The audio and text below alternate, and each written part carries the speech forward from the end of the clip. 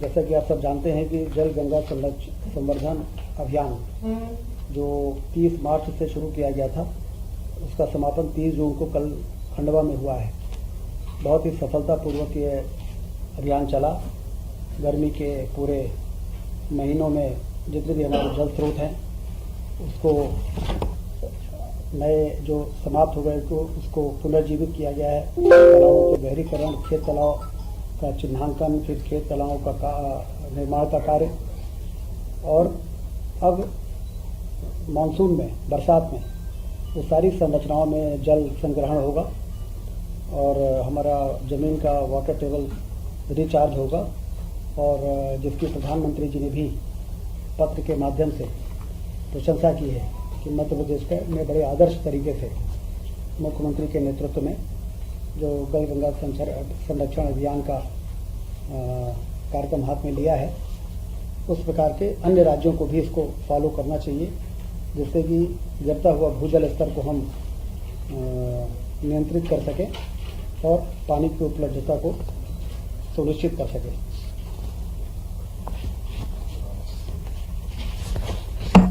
1 जुलाई से 15 सितंबर तक अभी दूसरा अभियान की शुरुआत हो रही है, एक पेड़ माँ के नाम, जिसमें कि पूरे प्रदेश भर में यह अभियान चलेगा। उसी प्रकार से जैसे जल गंगा संरक्षण अभियान चला है, वृक्षारोपण को जन आंदोलन बनाना उद्देश्य है, क्योंकि हम सब जानते हैं कि वृक्षारोपण से ही हम क्लाइमेट चेंज और पर्यावरण की जो चुनौतियां हैं उसका सामना कर सकते हैं।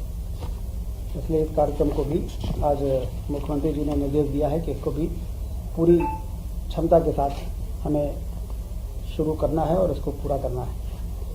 Regional industry skill and employment conclave Ratlam में जो आयोजित हुआ है, उस कॉन्क्लेव में भी काफ़ी सफलता मिली है। 5000 से अधिक विशिष्ट अतिथियों, MSME प्रतिभागियों ने उसमें भाग लिया है। कॉन्क्लेव में 1674 करोड़ निवेश, जिसमें 3747 औद्योगिक इकाइयों का भूमि पूजन और लोकार्पण हुआ है, और रोजगार की संभावना इसमें रहेगी करीब 4000। इसी प्रकार से 573 औद्योगिक इकाइयों को 240 हेक्टेयर भूमि आवंटन आदेश दिया गया। 6250 करोड़ का निवेश तथा 27600 रोजगार के अवसर इसमें सृजित हो सकेंगे। कॉन्क्लेव के 140 औद्योगिक इकाइयों को 425 करोड़ रुपए तथा 880 MSME इकाइयों को 269 करोड़ की वित्तीय सहायता का वितरण भी इस कॉन्क्लेव में किया गया है, जो एक जिसमें मध्य प्रदेश में निवेश करने वालों में एक नया उत्साह, इस प्रकार के कार्यक्रमों में जो सब्सिडी का डिसबर्समेंट है, इसके माध्यम से एक बहुत ही अच्छा मैसेज पूरे देश में गया है मध्य प्रदेश के प्रति। 4.25 लाख से अधिक हितग्राहियों को 3861 करोड़ का ऋण वितरण किया गया। कॉन्क्लेव में 30,402 करोड़ के निवेश प्रस्ताव प्राप्त हुए हैं, इसमें 35,000 रोजगार के अवसर सृजित होना संभावित है। इसी प्रकार से पिछले दिनों गुजरात के सूरत में भी निवेशक संवाद कार्यक्रम आयोजित हुआ, जिसमें मुख्यमंत्री जी स्वयं गए थे। डायमंड सिटी सूरत में 29 जून 25 को यह इंटरैक्टिव सेशन हुआ। 15,710 करोड़ के निवेश प्रस्ताव प्राप्त हुए, जिनमें लगभग 11,250 रोजगार सृजन की संभावना है। 400 अधिक निवेशकों ने इस संवाद सत्र में भाग लिया है।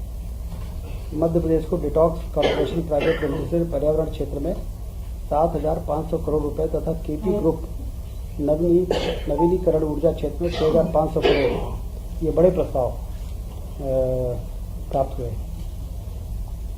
मूंग और उड़द का, जैसा आप सबको मालूम है कि खरीदी का जो निर्णय MSP पर लिया गया, 6 जुलाई तक उसका पंजीयन समाप्त होने के बाद 7 जुलाई से 6 अगस्त तक इसका उपार्जन किया जाएगा।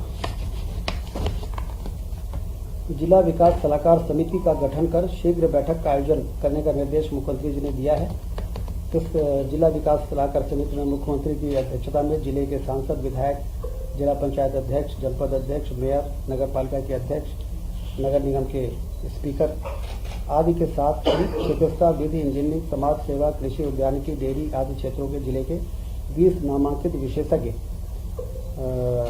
की जिला विकास सलाहकार समिति का गठन होगा, जिसमें जिले में विकास के क्या संभावनाएं हैं, किस तरीके से मास्टर प्लान तैयार किया जाना चाहिए, इन सब पे इस समिति में चर्चा हो सकेगी।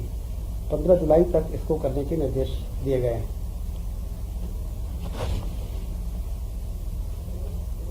चालीस साल पुराना कलंक 30 जून को यूनियन कार्बाइड का कचरा का 100% निष्पादन हो चुका है। जो लंबे समय से एक समस्या बना हुआ था, एक मुद्दा बना हुआ था, उसको बहुत ही कुशलता के साथ उसका निष्पादन हो गया। 4 जुलाई को लैपटॉप वितरण युवाओं तक पहुंचने का कार्यक्रम होगा। इसमें लैपटॉप का वितरण भी होगा, साइकिल डिस्ट्रीब्यूशन जो चल रहा है उसका भी कार्यक्रमों में भी भागीदारी होगी। सभी प्रभारी मंत्री, विधायक सब इसमें हिस्सा लेंगे। ऐसा निर्देश मुख्यमंत्री जी ने आज कैबिनेट में दिया है। हाँ, जो 10th पास करके जो मेधावी हैं उनको। आज के कैबिनेट के एजेंडे में मुख्यमंत्री वृंदावन ग्राम योजना को अनुमोदन किया गया है। ये हर विधानसभा में एक ऐसे गांव का चयन किया जाएगा जिसकी पॉपुलेशन न्यूनतम 2000 होगी। उसमें 500 गौवंश कम से कम होने चाहिए और उसमें एक आदर्श ग्राम की परिकल्पना को इस योजना के अंतर्गत साकार किया जाएगा। जो एक आदर्श गांव के रूप में विकसित होगा और बाद में पूरे जिले को किस प्रकार से विधानसभा को हमें विकास का मॉडल किस प्रकार से होना चाहिए, वो एक मॉडल के रूप में स्थापित होगा। इसमें जो कंपोनेंट हैं, गौशाला होनी चाहिए, ग्राम पंचायत भवन, सामुदायिक भवन, आंगनबाड़ी भवन, स्वास्थ्य केंद्र, स्कूल भवन, यात्री प्रतीक्षालय, सोलर स्ट्रीट लाइट, पुस्तकालय, सर्व सुविधा युक्त आजीविका भवन, ग्रामीण आजीविका, पशु चिकित्सालय, ग्राम तक कनेक्टिविटी, ग्राम के अंतर्गत आंतरिक सड़कें, नाली, सार्वजनिक वितरण प्रणाली की दुकान, गोडाउन। इस प्रकार से 27 ऐसे पॉइंट हैं। ड्रिप इरिगेशन, हर घर जल, सोलर ऊर्जा आधारित पंप के माध्यम से, और बायोगैस प्लांट, शांति धाम निर्माण, गौ समाधि स्थल, सेग्रीगेशन शेड, जल निकासी के लिए नाली, कृत्रिम गर्भाधान केंद्र। इस प्रकार से 27 सार्वजनिक शौचालय, सार्वजनिक उद्यान को इसमें विकसित किया जाएगा। उसके लिए जो आवश्यक बजट है उसका प्रावधान हमारे बजट में किया गया है। आजीविका संबंधी गतिविधियाँ भी, वाटर कंजर्वेशन संबंधी, पंचायत सशक्तिकरण संबंधी विशेष लक्ष्य, प्राकृतिक कृषि को कैसे हम प्रमोट कर सकते हैं, मल कीचड़ प्रबंधन कैसे हो सकता है, धार्मिक स्थल भूमि का संरक्षण, वहाँ का पूरा मास्टर प्लान उस गांव का, ये सब उन गांव में सारी जो नवाचार और जो बेस्ट प्रैक्टिसेस है, जो विकास के लिए मूलभूत आवश्यक मापदंड हैं, वो सारे उस पर लागू किए जाएंगे, जिससे कि हम एज ए मॉडल उसको शोकेस कर सकें कि एक आदर्श गाँव किस प्रकार का होता है। इस जिले, इस विधानसभा के इस गाँव में जाकर उसको देखा जा सकता है।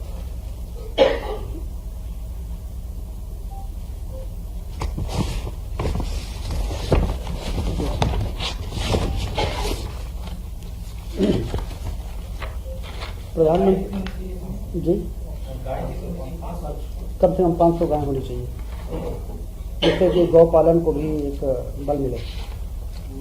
प्रधानमंत्री सड़क योजना अंतर्गत जो पिछले दिनों सड़कें बनी हैं बहुत व्यापक स्तर पर मध्य प्रदेश में, उसमें उन मार्गों में जो क्षतिग्रस्त पुलों को आइडेंटिफाई किया गया है कि कैसे ऐसे कितने ऐसे पुल हैं जो क्षतिग्रस्त हैं या सबमर्जेंस में आ जाते हैं, आवागमन प्रभावित हो जाता है। तो इसमें 1766 पुल आइडेंटिफाई हुए हैं पूरे प्रदेश में, जिसके निर्माण में 4572 करोड़ रुपए की सैद्धांतिक स्वीकृति आज कैबिनेट ने दी है। 5 वर्षों में उन सारे पुलों का निर्माण होगा। राज्य के बजट से 100% ये राशि उपलब्ध कराई जाएगी। ये एक बड़ा काम आज कैबिनेट में निर्णय हुआ है। 5,500 करोड़, 4,572 करोड़, 1766 पुल।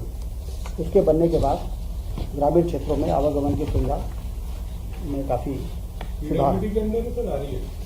ये MPRRD है, MPR ग्रामीण विकास विभाग का ये कार्यक्रम रहेगा। पिछड़े वर्ग के जो छात्रावास हैं उसमें मेस संचालन की सैद्धांतिक स्वीकृति दी गई है, जिसमें 108 छात्रावास हैं, 9000 विद्यार्थी हैं, 14 करोड़ इसमें धनराशि अनावर्ती व्यय आएगा, 17 करोड़ आवर्ती व्यय आएगा, टोटल 31 करोड़ का प्रोविजन है। जो ओबीसी हॉस्टल्स हैं उसमें मेस संचालन के लिए मेस मतलब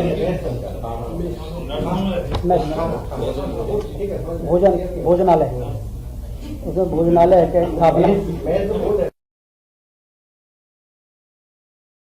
31 करोड़। ये काफ़ी उन विद्यार्थियों के लिए जो छात्रावास में रहते हैं और भोजन के लिए उनको होटलों में आने कहीं जाना पड़ता है, एक बड़ी सुविधा उनको यहाँ प्राप्त हो जाएगी।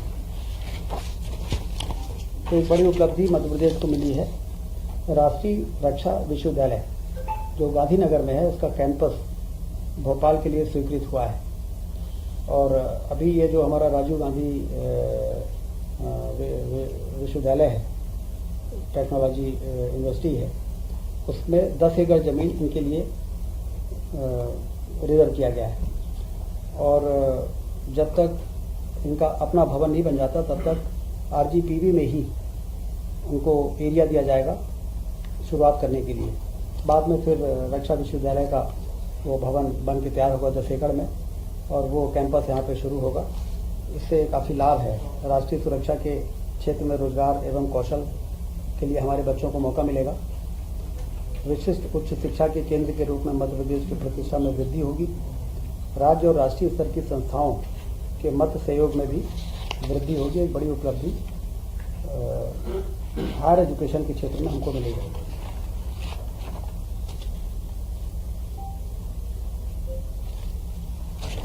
तीन नए नवगठित जिले जो हैं मऊगंज, मैहर और पाडूना, उसमें अनुसूचित जाति जनजाति के कार्यालय खोलने के लिए आज मंजूरी हुई है। इसमें 3 करोड़ 81 लाख वार्षिक अतिरिक्त वित्तीय व्यय की स्वीकृति आज प्रदान की गई है।